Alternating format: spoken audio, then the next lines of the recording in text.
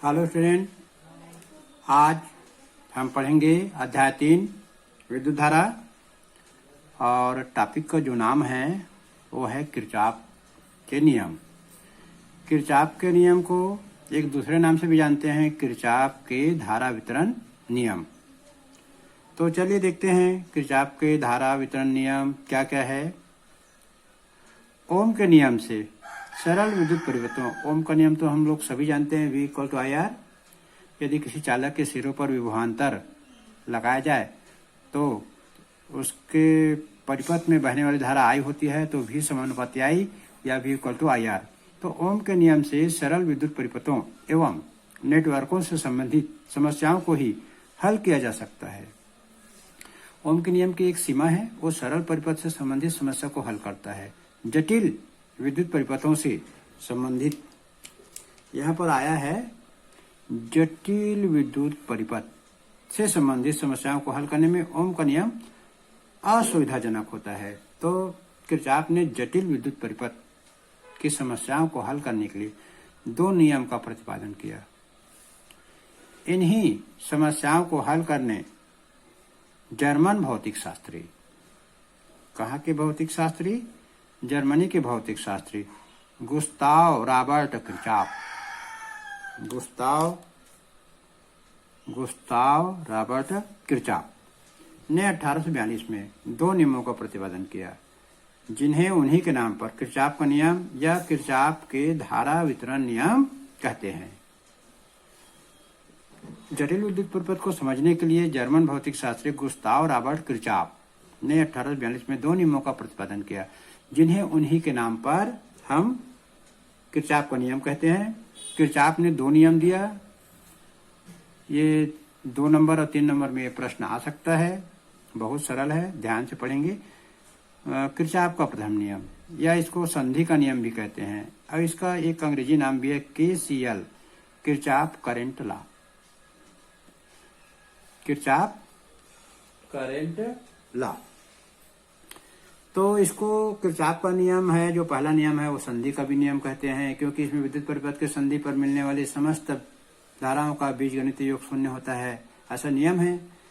तो चलिए पहला नियम को हम अच्छे से याद कर लेंगे, बहुत सरल है, एक लाइन का भी है।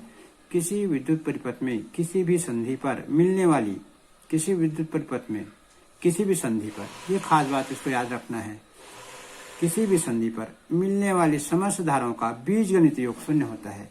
इसे हम यदि गणित के रूप में लिखेंगे तो सिग्मा I = 0 ऐसा लिखेंगे। तो इसको थोड़ा सा हम समझेंगे। समझने के लिए हमको एक चित्र बनाना पड़ेगा। चलिए चित्र बना लेते हैं इसमें। तो चलिए चित्र बना लेते हैं।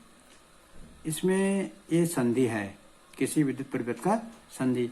इसमें जो आने वाली धारा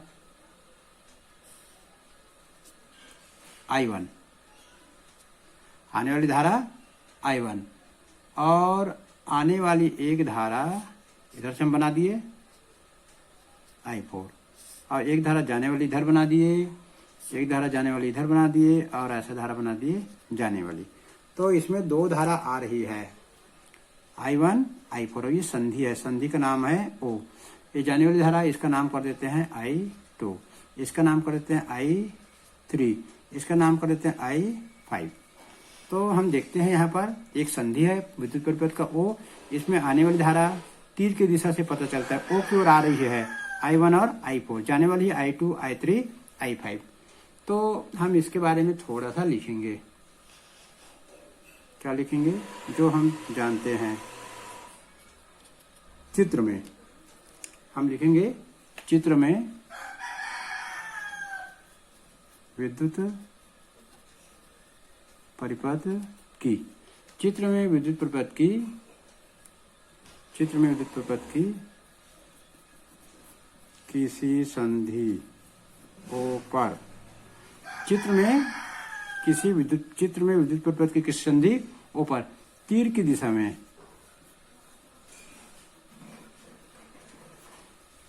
तीर की दिशा में धारा प्रवाहित हो रही है, तीर की दिशा में धारा चित्र में विद्युत परिपथ की किसी संधियों पर तीर की दिशा में धारा प्रवाहित हो रही है।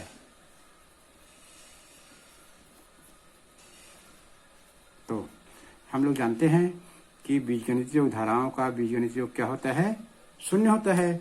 बीजगणितीय योग का मतलब होता है संधि में आने वाली धारा को धनात्मक और संधि से दूर जाने वाली धारा को ऋणात्मक लिखते हैं।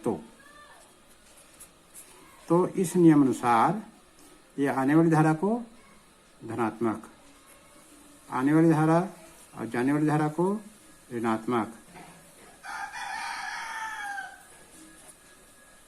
आने वाली धारा चित्र में कौन कौन सी है? I1, I4। जाने वाली कौन कौन सी है? I2, I3, I5। तो इसको और हल कर सकते हैं। एक line I1 plus I4 equal to, ये हम दूसरे साइड ले जाएंगे तो आने वाली धारा और जाने वाली धारा बराबर होती है। किरचॉफ का पहला नियम में क्या होता है? आने वाली धारा बराबर जाने वाली धारा, आने वाली धारा बराबर जाने वाली धारा। ये हमारा किरचॉफ का पहला नियम है। किरचॉफ के पहले नियम को हमने पढ़ा कि किसी भी विद्युत परिपथ की किसी भी संधि पर मिलने वाली, किसी भी विद्युत परिपथ की किसी भी संधि पर मिलने वाली सभी विद्युत धाराओं का बीजगणितीय योग शून्य होता है।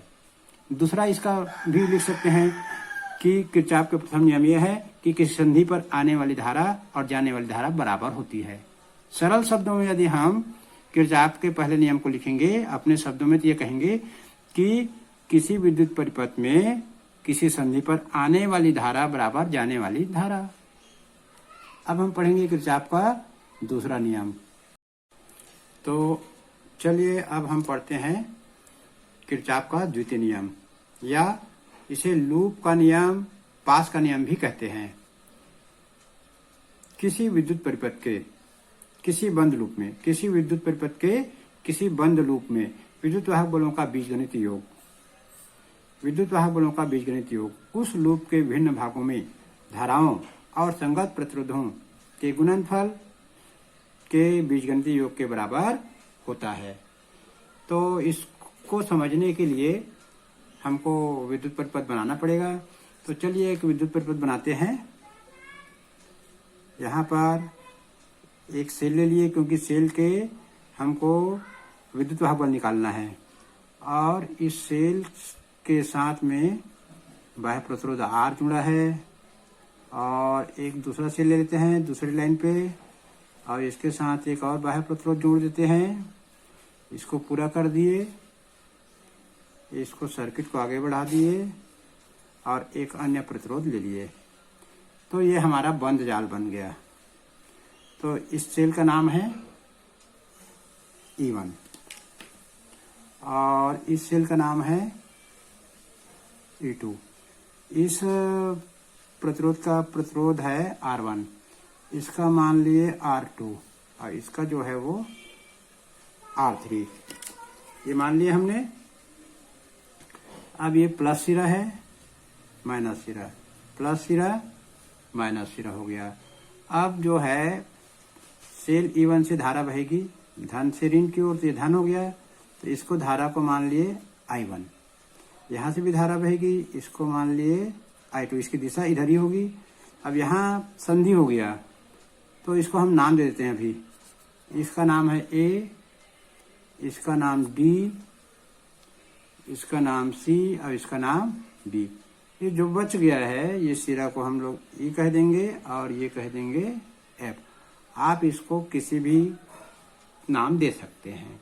अब जो धारा की दिशा जो है यहाँ पर ये दोनों धारा मिलेगी आने वाली, तो इधर जाने वाली धारा का नाम हो जाएगा I1 प्लस I2। इधर से जो बहने वाली धारा I1 प्लस I2।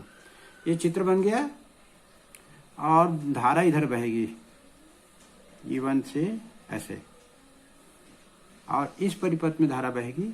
तो हम लोग धारा की दिशा से दिखा सकते हैं, चाहे तो यहाँ पर दिखा सकते हैं धारा की दिशा। अब इसके बारे में जो हमने यहाँ पर चित्र बनाया है उसके बारे में लिखेंगे। चित्र में विद्युत परिपथ में दो बंद जाल है।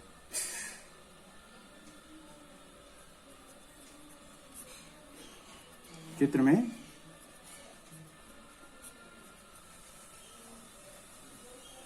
विद्युत परिपथ में दो बंद जाल है, दो बंद लूप है। तो इसमें पहला लूप का नाम है ए बी सी डी और दूसरे का नाम है सी डी ई एफ। ये दो बंद जाल है। तो ए बी सी डी हम प्रथम बंद जाल के लिए लेते हैं। प्रथम बंद जाल के लिए हम लोग जो समीकरण है उसको बनाते हैं। प्रथम बंद जाल के लिए हम लोग जो नाम है ए बी सी डी, इसमें धारा की दिशा प्रवाहित हो रही है ए डी सी बी ए दिशा में। हम लोग इसकी दिशा लिखेंगे ए डी सी बी ए दिशा। इस दिशा में हमको विद्युत वाहक वाला प्रतिरोधों का जोड़ना है। प्रथम बंद जाल के लिए ये दिशा है ए, दिशा लेंगे ए डी सी बी ए, ऐसा हम दिशा लेंगे। हमने यहाँ दिशा के अनुसार से हमको विद्युत वाहक बलों को और प्रतिरोधों को जोड़ना है। तो ये दिशा ध्यान रखेंगे ए डी सी बी ए। यहाँ देखेंगे ए सी डी, तो हम विद्युत वाहक बल को यहाँ से जोड़ना करेंगे सेल से। इस सेल का विद्युत वाहक बल कितना है E1। अब ये दिशा है, यहाँ से हम जा रहे हैं। इस सेल का विद्युत वाहक बल कितना E2, लेकिन इसकी दिशा धारा की दिशा में है, इसकी दिशा उल्टी दिशा में है। तो यहाँ पर हम लिख देंगे -E2, क्योंकि विद्युत वाहक बलों का बीजगणितीय योग। इसका हम प्रतिरोध निकालेंगे, इसका जो हम प्रतिरोध निकालेंगे वो दिशा उल्टी है इसकी दिशा धारा की दिशा है। तो लिखेंगे I1 R1 minus I2 R2। ये हो जाएगा हमारा समीकरण नंबर 1। इसी प्रकार से हम दूसरा जो बंद जाल लेंगे,